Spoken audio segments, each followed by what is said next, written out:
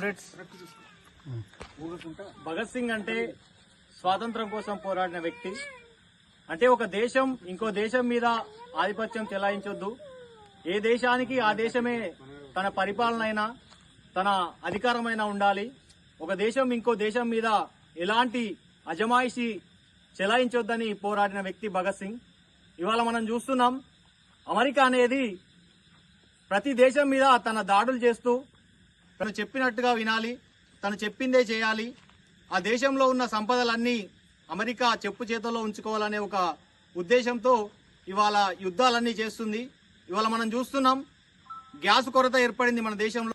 ఇది కేవలం అమెరికా తన యుద్ధ ఉన్మాదంతో యుద్ధాన్ని ప్రేరేపించి ఇరాన్ మీద యుద్ధం చేయడం వల్లనే అక్కడి నుంచి రావాల్సిన గ్యాస్ సంపద ఏదైతే ఉందో అది మన దేశంలోకి రాకపోవడం వల్ల ఇవాళ మన దేశంలో గ్యాస్ కొరత అనేది ఏర్పడ్డది.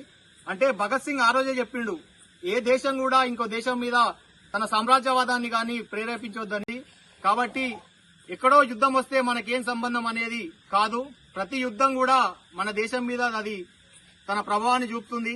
అది గ్యాస్ అయినా పెట్రోల్ అయినా ఇంకా ఏ ధరలైనా కూడా అది పెరుగుదలకు ఇలాంటి యుద్ధాలే కారణం. ఇలాంటి అన్నిటికీ అమెరికా చేస్తున్న యుద్ధమే కారణం.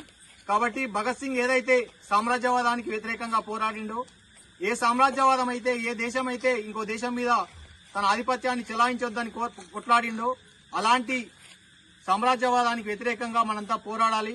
భగత్ సింగ్ ఇవాళ మనం చూస్తున్నాము, నరేంద్ర మోడీ ఇరాన్ తో స్నేహంగా రష్యాతో స్నేహంగా ఉండి పెట్రోల్ సంపద గాని వచ్చేది. ఇవాళ ఏదైతే ట్రంప్ చెప్తుండో, ట్రంప్ ఏది చెప్పితే అది చెప్పినట్టుగా తన తల ఊపుతూ బీజేపీ ప్రభుత్వం ఇవాళ కేంద్రంలో తను అధికారంలో ఉన్నా కూడా అమెరికా చెప్పిందే వేదంగా ప్రవర్తిస్తుంది. తన కనీసం మన దేశానికి ఉండే ఒక అధికారాన్ని తన సొంతంగా చెలాయించకుండా ట్రంప్ ఏది చెప్తే అది చెప్తూ ఇవాళ బీజేపీ అధికారంలో ఉంది. కాబట్టి మోడీ తన విదేశాంగ విధానంలో కంప్లీట్ గా విఫలం అవడం వల్ల ఇవాళ మనకు ధరల పెరుగుదల అనేది కొనసాగుతుంది.